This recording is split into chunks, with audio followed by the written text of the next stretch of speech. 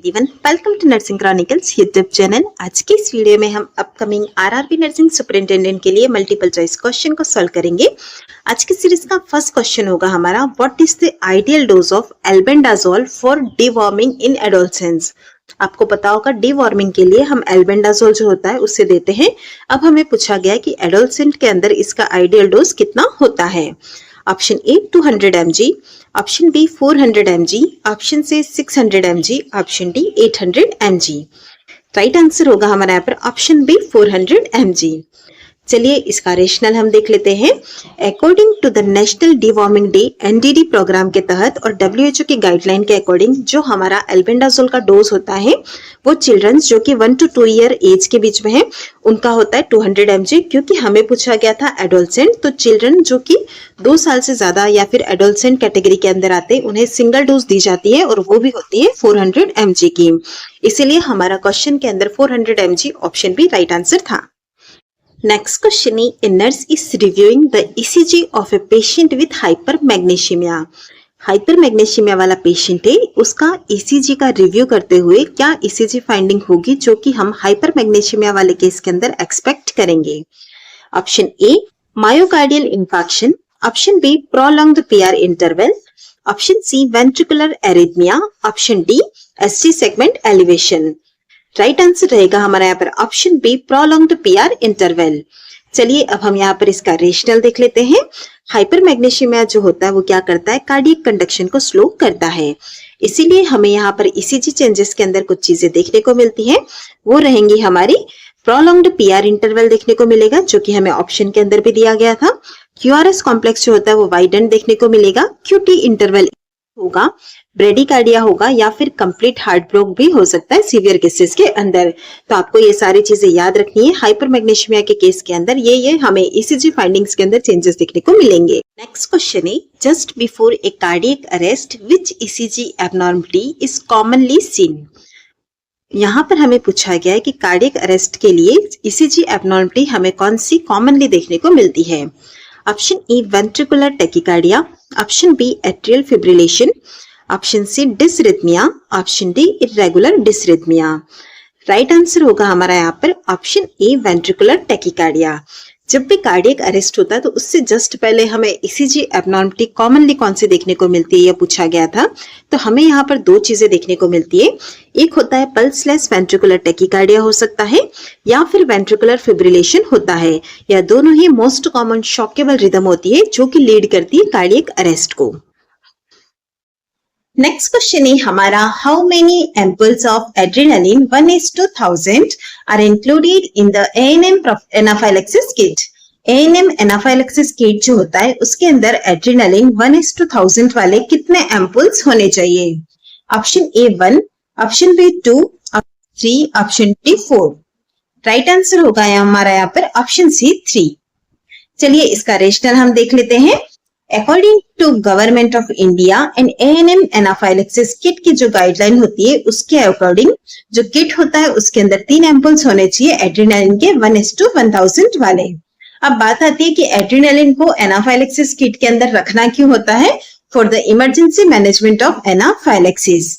अब हम बात करेंगे यहाँ पर एग्जाम पॉइंट ऑफ व्यू के अकॉर्डिंग गोल्डन पॉइंट की, तो वो रहेगा first line drug for anaphylaxis पूछा जाए तो वो होता है एड्रेनालिन। एड्रेनालिन के अंदर आपका रूट होता है IM और फिर आता है 1:1000 वाला जो होता है वो कंसेंट्रेशन हमारे पास होना चाहिए। नेक्स्ट क्वेश्चन है हमारा, calf tenderness is seen in which condition. Calf tenderness जो होती है वो कौन सी कंडीशन के अंदर हमें प्रेजेंट देखने को मिलती है। Option A diabetes mellitus, option B deep vein thrombosis, option C carpal tunnel syndrome, option D cholecystitis. Right answer है हमारा यहाँ पर option B deep vein thrombosis. चलिए इसका रेशनल हम देख लेते हैं। हमें क्वेश्चन के अंदर पूछा गया था काफ टेंडरनेस। काफ टेंडरनेस एक कॉमन क्लिनिकल फीचर है डीप वेन थ्रोम्बोसिस यानी कि DVT के केस का। अब हम बात करते हैं कि DVT केस के अंदर और कौन से सिम्टम्स प्रेजेंट होते हैं। काफ टेंडरनेस के साथ साथ काफ पेन भी होता है, स्वेलिंग होती है, वार्मथ, रेडनेस और इंक्रीज्ड काफ सर्कम्फेरेंस, यह हमें DVT के केस के अंदर प्रेजेंट देखने को मिलते हैं। नेक्स्ट क्वेश्चन है हमारा, a patient with anterior medullary brain injury shows deep irregular hypoventilation with periods of apnea. What type of respiration is this? हमें यहाँ पर दिया गया कि एक पेशेंट है जिसको कि एंटीरियर मेडुलरी ब्रेन इंजरी हुई है, पर यहाँ पर वो किस तरह का रेस्पिरेशन शो कर रहा है? डीप रेस्पिरेशन है, इरेगुलर है, साथ ही साथ हाइपोवेंटिलेशन भी हो रहा है और एप्निया के पीरियड्स भी है। तो यह हमारा कौन से टाइप का रेस्पिरेशन है? Option A eupnea, option B Kussmaul respiration, option C biorespiration, option D Cheyne Stokes respiration. Right answer रहेगा हमारा यहाँ पर ऑप्शन सी बायोट्स रेस्पिरेशन। चलिए हम यहाँ पर इसका रेशनल भी देख लेते हैं। हमें यहाँ पर टोटल 4 रेस्पिरेशन के टाइप्स दिए गए थे। सबसे फर्स्ट था यूपनिया। यूपनिया मतलब एवरीडे जो नॉर्मली ब्रीदिंग होती है हमारी, उसे हम यूपनिया कहते हैं। नेक्स्ट आएगा हमारा कुसुमॉल रेस्पिरेशन। कुसुमॉल रेस्पिरेशन जो होता है उसके अंदर डीप और रैपिड ब्रीदिंग होती है और यह हमें कीटोएसिडोसिस वाले पेशेंट्स के अंदर प्रेजेंट देखने को मिलती है। थर्ड है हमारा बायोट्स रेस्पिरेशन, जिसके अंदर इरेगुलर ब्रीदिंग होती है, साथ ही साथ एप्निया भी होता है। बायोट रेस्पिरेशन जो होता है वो ब्रेन स्टेम इंजरी के केसेस के अंदर प्रेजेंट देखने को मिलती है। लास्ट है हमारा चेन-स्टोक्स रेस्पिरेशन। इसके अंदर क्या होता है? Cycle of deep breathing, shallow breathing और फिर एप्निया, या कंटिन्यू रिपीटेडली साइकिल चलता रहता है, तो वो हमारा चेन-स्टोक्स रेस्पिरेशन कहलाता है।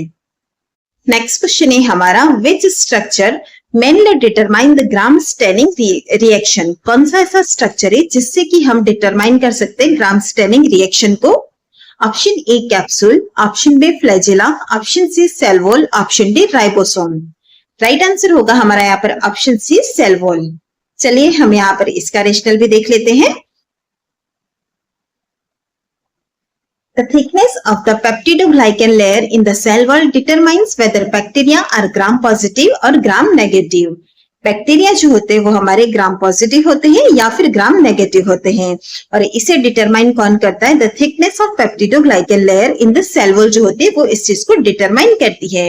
अब आपके लिए यहाँ पर काफी हेल्पफुल एक ट्रिक दी गई है। पॉजिटिव जो ग्राम बैक्टीरिया होते हैं उसके अंदर क्या होता है? उनका कलर जो होगा ग्राम स्टेन पे वो अपीयर होगा पर्पल कलर का, साथ ही वहां पर जो पेप्टिडोग्लाइकन होती है वो थिक होती है। अगर बैक्टीरिया नेगेटिव है तो वहां पर अपीयरेंस हमें पिंक कलर का देखने को मिलेगा और पेप्टिडोग्लाइकन जो होगी वो थीन अपीयर होगी। तो इस तरह से आप ग्राम पॉजिटिव और ग्राम नेगेटिव बैक्टीरिया को डिफरेंशिएट कर सकते हैं। नेक्स्ट क्वेश्चन है हमारा which sign is classically seen in infants with hydrocephalus. अगर किसी इन्फेंट के अंदर हाइड्रोसेफेलस प्रेजेंट है तो उसके अंदर कौन सा साइन है जो कि हमें क्लासिकली प्रेजेंट देखने को मिल सकता है?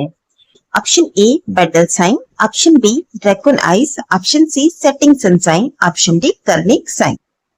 राइट आंसर रहेगा हमारा यहाँ पर option C setting sun sign. चलिए इसका रेशनल हम देख लेते हैं।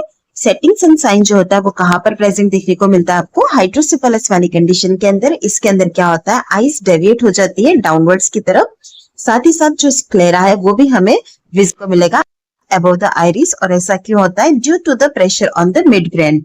मिड ब्रेन के अंदर प्रेशर की वजह से हमें यह कंडीशन देखने को मिलती है।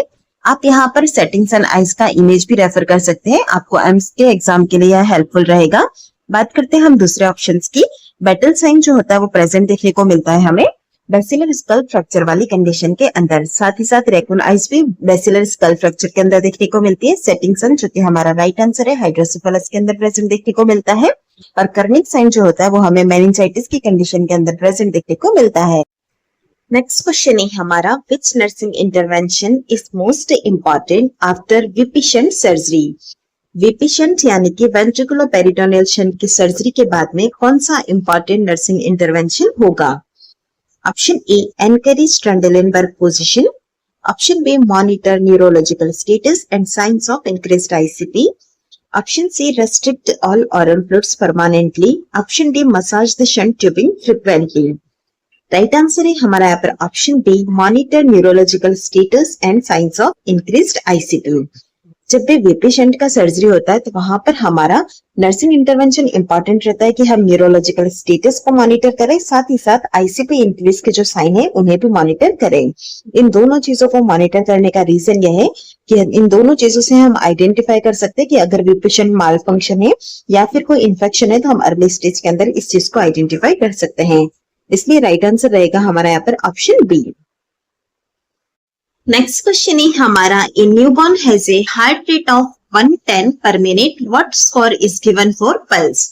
आपको यहाँ पर बताना है कि अबगार स्कोर के अंदर जो पल्स होता है उसके अंदर अगर न्यूबॉर्न का हार्ट रेट 110 पर मिनट है तो आप उसे क्या स्कोर देंगे। Option A 0, option B 1, option C 2, option D 3।